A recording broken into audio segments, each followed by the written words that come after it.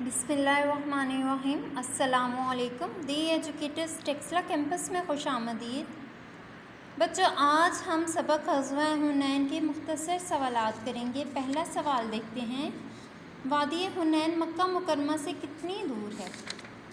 جواب ہے مکہ مکرمہ سے تقریباً 40 کلومیٹر کے فاصلے پر واقع ہے۔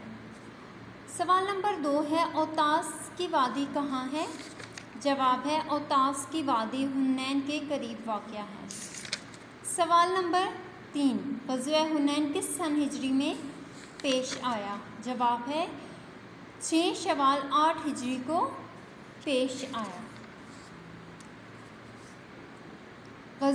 حضرت عباس نے صحابہ کرام کو کن الفاظ میں پکارا؟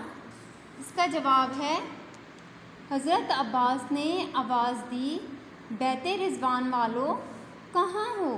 یہ آواز سن کر تمام مسلمان واپس مڑے اور لڑائی شروع ہو گئی۔